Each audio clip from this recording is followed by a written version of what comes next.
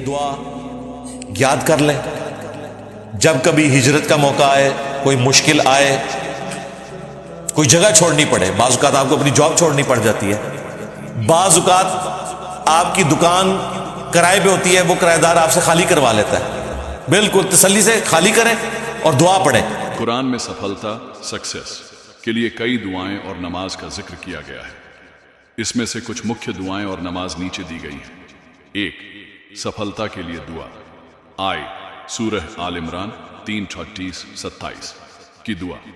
اللہم مالک الملک تؤتی الملک من تشاء وتنزع الملک ممن تشاء. اے اللہ، تو ہی بادشاہت کا مالک ہے، جسے چاہے بادشاہت دیتا ہے اور جس سے چاہے چھین لیتا ہے. یہ دعا عزت، روزی اور سفلتا کے لیے بہت اہم ہے. سورہ طٰہٰ 20:25-28 کی دعا. رب اشرح لی صدری ویسر لی امری. اے میرے رب، میرے سینے کو کھول دے، میرے کام کو آسان کر دے. یہ دعا کسی بھی پریکشا، انٹرویو، بزنس یا کسی بڑے فیصلے کے لیے بہت فائدہ مند ہے. سورہ البقرہ 2:286 کی دعا. ربنا لا تحملنا ما لا طاقت لنا به.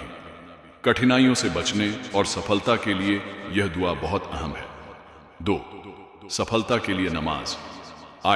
تہجد نماز قرآن میں اللہ نے فرمایا، اور رات کے کچھ حصے میں تہجد پڑھا کرو، یہ تمہارے لیے اترکت عبادت ہے.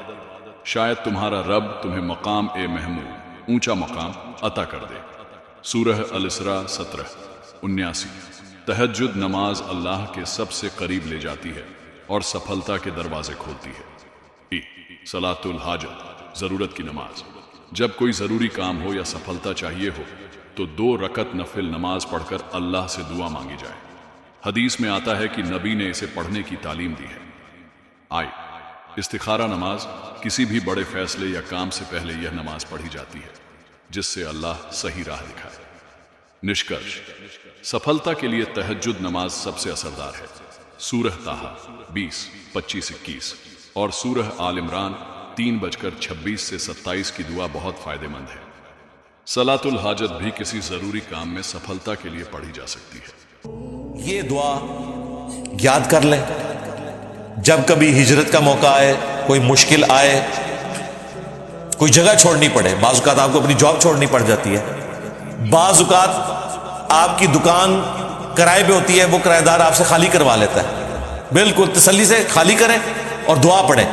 ربی ادخلنی مدخل صدق واخرجنی مخرج صدق واجعلنی من لدنک سلطانا نصیرا. اور یہ میں آپ کو پریکٹیکل بتاؤں، میں نے یہ دعا مانگی ہوئی ہے اور اللہ نے بہت بڑا انعام دیا الحمدللہ. 2017 میں جب مجھے پہلی دفعہ آفس کی طرف سے لیٹر ملا کہ جی اس طرح سیکیورٹی ایشوز ہیں تو آپ ریٹائرمنٹ لے لیں اور آپ کی سیکیورٹی ریووک کی جا رہی ہے. مجھے ڈائریکٹر نے بلا کے، وہ بیچارہ ڈرتے ڈرتے میرے ہاتھ میں پکڑا رہا تھا کہ یہ کیا ہوا ہے. مجھے کیا پتا تھا میرے لیے اللہ نے فیصلہ کیا کیا ہوا ہے.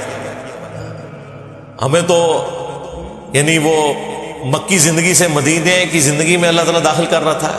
اس سے پہلے تو آپ کو پتا ہے کہ کام کا والیوم کیا تھا. ہمارے تو 1 لاکھ بھی سبسکرائبر نہیں تھے، ویورشپ بھی اتنی نہیں تھی. ایک دن مجھے فرحان بھائی نے بتایا کہ جی 80,000 لوگوں نے اس مہینے ہمارا چینل وزٹ کیا ہے. ایک مہینے میں نے کہا یار 80,000، ہمارے 10 میں اس وقت 80 لوگ ہوتے تھے. 80,000 مہینے میں. اور آج اللہ کے فضل سے روزانہ 3 لاکھ 4 لاکھ 5 لاکھ، بعض اوقات 8-9 لاکھ بھی لوگ ہمارا چینل، صرف آفیشیل چینل وزٹ کرتے ہیں، دوسرے چینل تو چھوڑ دیں. ماشاءاللہ. تو یہ ساری دعوت کی جو برکات اس بڑے لیول پہ پھیلی ہیں، اس کے لیے ان پٹ دینے کے لیے آپ کو ٹوٹلی وقف ہونا پڑتا ہے. تو میرے تو وہم و گمان میں نہیں تھا. ظاہر ہے 2008 میں کام شروع کیا تو 9 سال تک تو میں پیرلل میں لے کے چلتا رہا نا. 2017 تک جاب بھی کر رہا تھا، ویکینڈ پہ ریکارڈنگز ہوتی تھیں، دعوت کا کام چل رہا تھا. لیکن اب ہم دیکھتے ہیں وہ کام بہت تھوڑا تھا. اتنا بڑا کام ہونے والا تھا. لائیو سیشنز کا سلسلہ تھا، پوڈ کاسٹ ریکارڈ ہونی تھی، قرآن کلاسز بڑے لیول کے اوپر ریکارڈ ہونی تھی، پھر ایچ ڈی ریکارڈنگ شروع ہونی تھی. 2016 میں شروع ہوئی. تو جب مجھے انہوں نے وہ فیکس پکڑائی نا، تو میں نے نا یہ اس کو پڑھتے ہی میں نے وہی پہلے دعا پڑھی، انا للہ و انا الیہ راجعون. اللہم جرنی فی مصیبتی واخلف لی خیرا منہا، جو مسلم شریف میں حدیث ہے کہ اللہ تعالیٰ بہترین نعم البدل عطا فرمائے گا۔ دوسری دعا میں نے یہ پڑھی تھی، ربی ادخلنی مدخل صدق واخرجنی مخرج صدق واجعلنی من لدنک سلطانا نصیرا۔ ٹھیک ہے، تو وہ دیکھیں اللہ تعالیٰ نے مجھے اسلام آباد سے واپس جیل میں شہر پہنچا دیا، اور پھر دعوت کا کام شروع ہوا، اور سلطانا نصیرہ بھی ہو گیا، اللہ تعالیٰ نے جانصار لوگ بھی کر دیے، انصار اللہ بھی اٹیچ کر دیے، یہ دعوت کا سلسلہ چل نکلا۔ تو یہ دعا ہر موقع پر یاد رکھیں، یہ بڑی کمال کی دعا ہے، اور یہ اس تکلیف میں دعا ہے جب نبی علیہ السلام کو 52 سال جس شہر میں گزارے تھے، اس شہر کے لوگوں کی وجہ سے، اور لوگ وہ جو آپ پہ جان چھڑکتے تھے آج ان کی وجہ سے آپ نکل رہے ہیں، جو صادق اور امین کہتے تھے وہ آپ کو آج مجنون، ساحر اور شاعر کہہ رہے ہیں، نعوذ باللہ۔ کتنی تکلیف دہ چیز ہے، ٹھیک ہے۔ اور آپ نے یہ دعا پڑھی، اللہ تعالیٰ نے آپ کی مدد فرمائی۔ ہجرت مدینہ کیا ہوئی ہے، 125 بندے مسلمان تھے مکہ شریف سے نکلتے ہوئے، اور اگلے 13 سے 14 سال کے اندر 13 سالہ مکی دور میں 125 مسلمان، اس سے اگلے 13 سال کے اندر رومن اور پرشین امپائر بھی گر چکی تھی۔ اللہ اکبر۔ یہ کوئی شخص سوچ سکتا تھا کہ کدھر 13 سال میں 125 اور اگلے 13 سال کے اندر دونوں سپر پاورز قدموں میں، لاکھوں لوگ مسلمان۔ اور آج تو آپ چھوڑ دیں جو والیوم ہے اس وقت، دنیا میں ہر چوتھا بندہ مسلمان ہے، ہاں الحمدللہ۔ لہذا آج کوئی بہانہ کر نہیں سکتا کہ مجھے اسلام کا ایز اے ریلیجن تعارف نہیں ہے۔ یہ تعارف اس صورت میں نہیں ہو سکتا تھا کہ دنیا میں شاید کوئی 4-5 ہزار مسلمان ہوتے، جب دنیا کا ہر چوتھا بندہ مسلمان ہے۔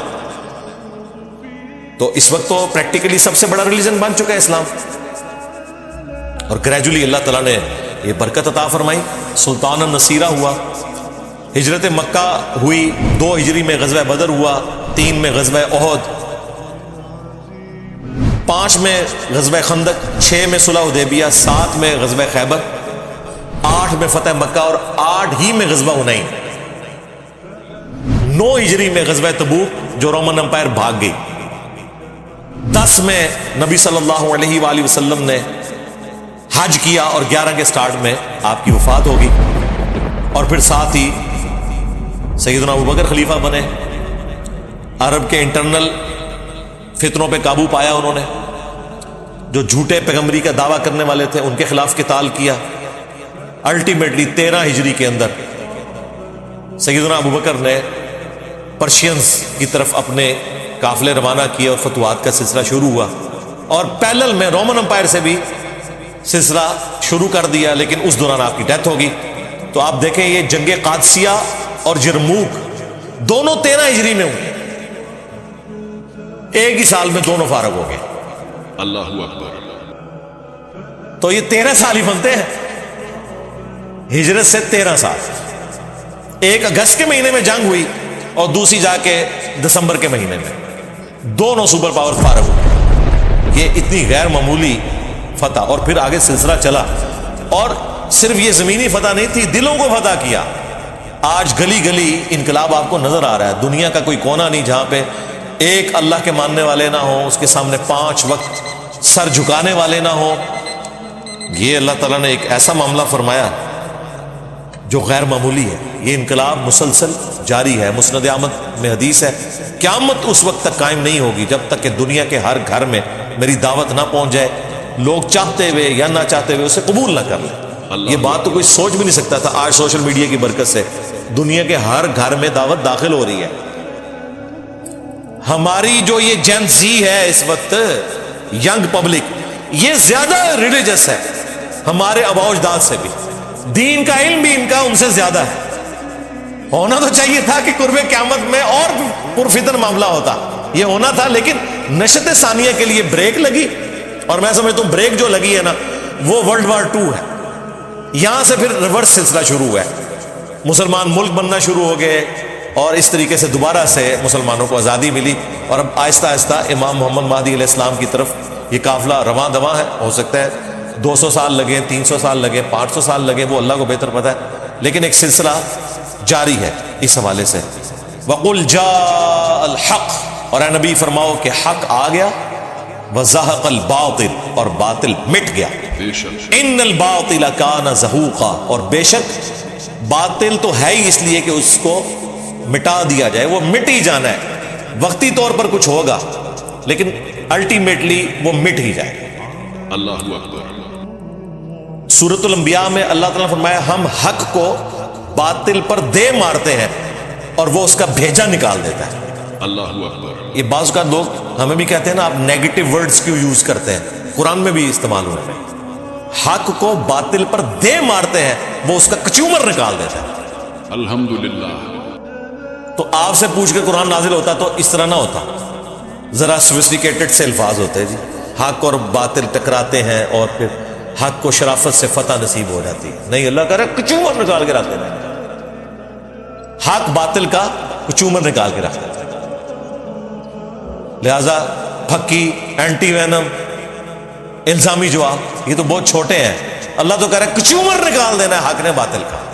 اور یہاں پر آیا کہ حق جب آتا ہے تو باطل مٹ جاتا ہے، اور باطل ہے ہی مٹنے کے لیے۔ اللہ تعالی ہمیں حق کا ساتھ نصیب فرمائے آمین اور حق پر ثابت قدم رکھے۔ آمین۔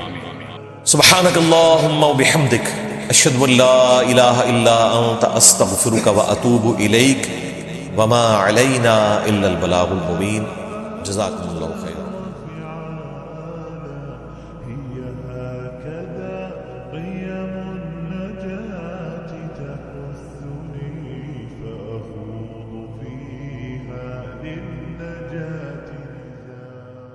حدیث میں سفلتا سکسیس کے لیے کئی اہم باتیں بتائی گئی ہیں، جن میں نماز، دعا، ایمان، اچھے اخلاق کا محنت اور توکل، اللہ پر بھروسہ شامل ہے۔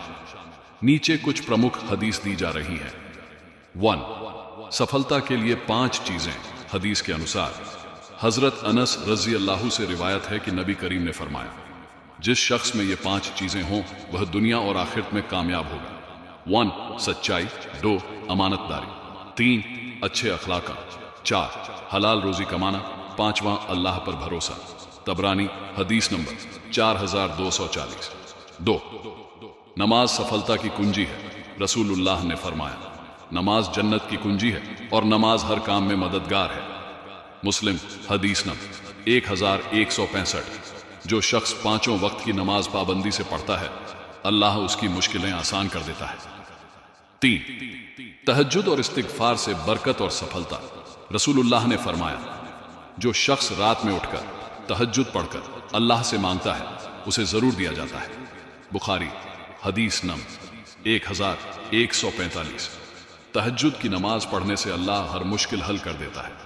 دوسری حدیث، جو شخص زیادہ استغفار استغفر اللہ کرتا ہے، اللہ اسے ہر غم سے نجات دیتا ہے اور وہاں سے روزی دیتا ہے جہاں سے اسے گمان بھی نہیں ہوتا۔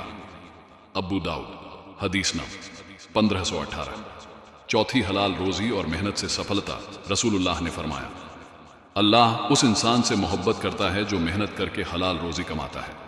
طبرانی حدیث نمبر 875۔ سچی محنت اور حلال کمائی سے برکت اور کامیابی ملتی ہے۔ 5. اللہ پر بھروسہ توکل کریں۔